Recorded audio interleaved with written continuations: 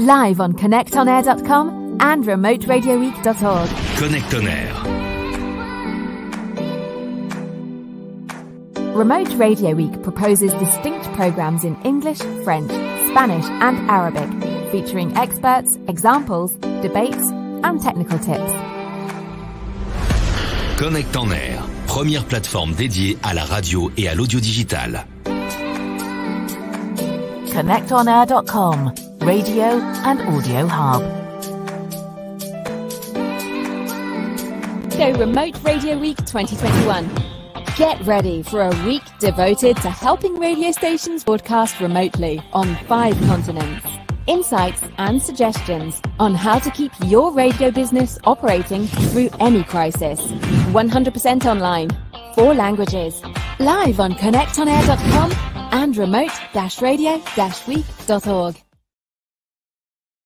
Warm welcome to all of you watching and listening to this opening session of the UNESCO Remote Radio Week 2021. We're really happy to be with you for those 5 days of keynotes, discussions, expert tips, testimonies, masterclasses, and a lot of resources organized by UNESCO in partnership with WHO.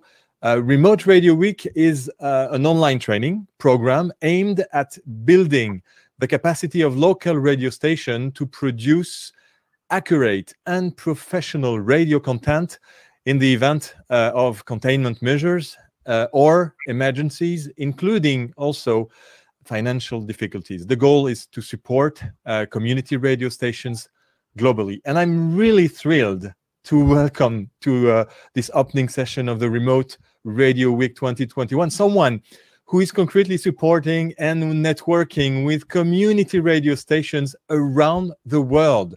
Professor Vinod Pavarala, UNESCO Chair of Community Media. Hello, Professor. How are you? Thank you, Philip. Nice to be here. I'm doing well. Yeah. First of all, Vinod, can you tell us shortly about yourself and your work at the head of the UNESCO Chair of Community Radio? Yes. Yeah.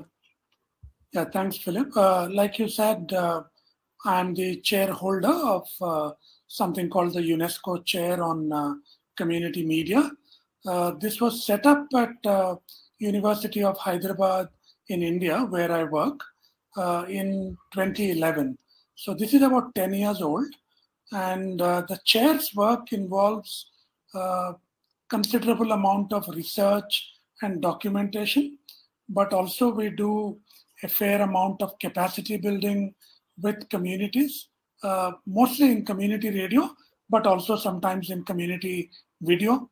We also engage in network building with stations and associations of stations. We do a fair degree of policy advocacy with governments and other stakeholders involved in community radio. So this is work that me and my colleagues have been doing at University of Hyderabad for nearly 20 years. And it's been about 10 years since UNESCO Paris thought it fit to set up this chair at University of Hyderabad. So at the height of the pandemic, you conducted a series of 11 global dialogues on community media in the post-pandemic world over, I think it's a 6 months period. From those dialogues developed in 9 different regions of the world, and it was really everywhere. I mean, South Asia, Southeast Asia, Australia, UK and Ireland, continental Europe, East and Southern Africa, West and Central Africa, North America, and even Latin America. And I saw 11 of videos of 2 hours with really many interesting examples, concrete examples on how radio station managed to face this pandemic. What were the most pressing challenges faced to community radios by community radio? According to you, what was it? Yes, Philip. I mean, the global dialogues that we conducted on what we called community media in the post-pandemic world was in fact quite a major effort, at a time when community radio stations were struggling to operate on the ground. Many of them short of funding. A lot of funding was either withheld or held back. So we thought of organizing these online dialogues regionally across the world, like you mentioned, 11 dialogues involving something like 75 panelists, which included activists, community radio practitioners, policy advocates, academics from across the board, and with an audience, subsequently, I think it was on YouTube. We estimate something like 40 to 50,000 people would have accessed these global dialogues now. We are still going through the transcripts, trying to get a sense of what has come out. But I can tell you, Philip, immediately, overall, one comes away from these dialogues very optimistic about the potential of community media generally, and especially in times of crisis like the global pandemic that we have witnessed. Over the last 40, 50 years, we have evidence of community radios on the ground playing a vital role in the in times of natural disasters like earthquakes and cyclones, hurricanes across the world. I mean, there is enormous amount of evidence in favor of that. And then this pandemic happened, and unlike any other natural disasters that we have ever seen before, I mean, something that is contagious and that involves as mitigating actions some things that are completely antithetical to the principle of community radio. For example, take this whole thing about social distancing. I mean, social distancing and community radio are completely opposite to each other. Community radios are about proximity to the community. Community radios are about, practitioners mingling with the community, going there physically, participating in their activities, recording their voices, having them come to the studio and record things and so on, right? So that's a key principle that was completely negated. Participation is central to community radio. So that was the first major challenge. This whole thing about remote radio week that you are organizing, remoteness is so much the opposite of what community radio should be. However, we have learned from region to region how well stations have adapted, how well stations have fought back the challenges. For example, the lockdowns across the world. In some places, these lockdowns were implemented really harshly with the backing of coercive measures from the police, from armed forces. So it was impossible to move around the streets to visit the stations, right? And those who could visit the stations, some of these people required public transport. There were no public transport to visit. Women especially struggled really hard to travel long distances to their stations to operate them, right? So they were very inventive. One or two people did manage to go to their stations to keep the transmitters running. The community radio reporters and others learned to work from the field. They were already recording on their mobile phones and so on. And to be able to upload short audios to their studio for broadcast was another challenge, but they met that challenge. Yeah, they found some solutions. I saw in the videos they just managed to send from a point to other via mobile phone with a pay by Orange, and it was really fine solutions. And Philip, community media are meant for the deprived communities, marginalized communities who do not have a voice in mainstream media, and the practitioners themselves come from relatively deprived backgrounds. They struggle for funding. Their phones do not have that kind of data availability. It costs a lot. to be able to upload, download, and all of that. But they struggled and they managed, doing short audios, trying to find public Wi-Fi where possible. Yeah. And also learning how to edit their audios on their mobile phones. Previously, they were sitting in their offices trying to do it on their computers. Now they had to learn quickly on their feet. So this was an amazing effort. And on top of it, in terms of content, Philip, the whole world was battling, what the UN and other agencies have called the infodemic.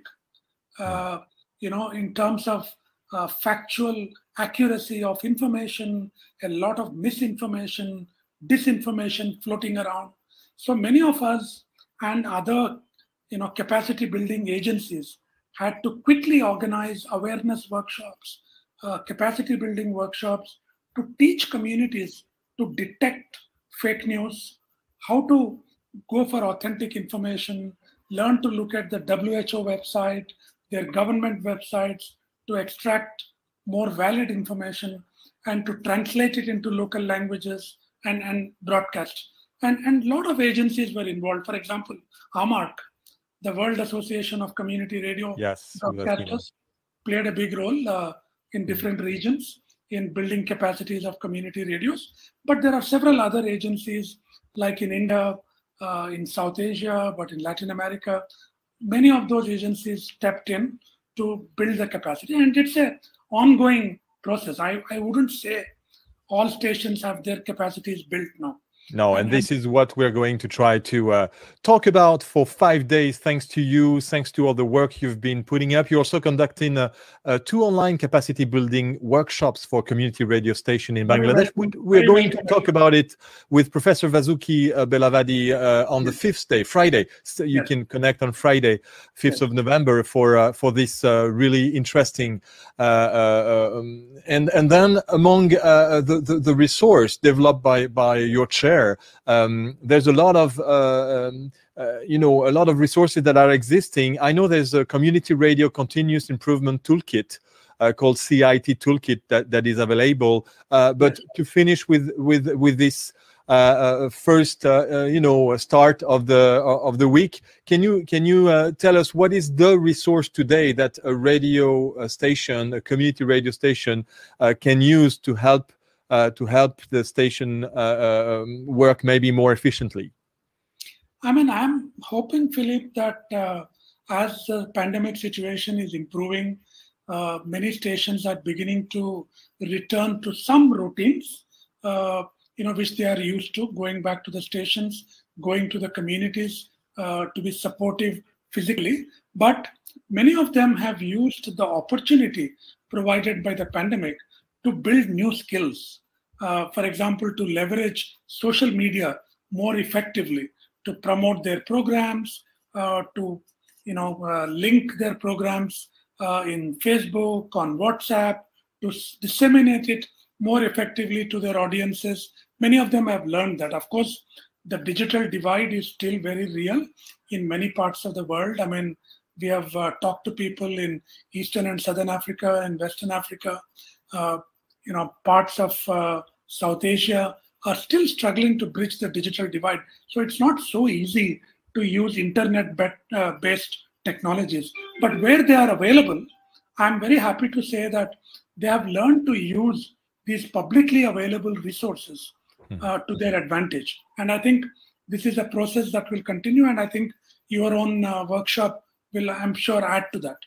What is sure is that we will also rebroadcast and promote those dialogues that you had with all those great radio people that give a lot of examples of how they managed and how they're still going on to manage, and that will certainly give a lot of ideas to others radio stations. This was really wonderful to have you, Professor Vinod Pavarala, UNESCO Chair on Community Media, for this opening session. Please stay connected on our website for the following sessions live in 4 languages all day. You can also access to those videos in replay immediately after the live. Of course, if you liked this session, please feel free to share it around to your colleagues and or radio-friendly contacts you may have. we stay together on remote-radio-week.org. Thank you for now. Bye, Vinod. Thank you. Nice talking to you. UNESCO Remote Radio Week 2021. Get ready for a week devoted to helping radio stations broadcast remotely on 5 continents. Connectonaire. UNESCO Remote Radio Week 2021. Live on connectonair.com and Remote Radio Week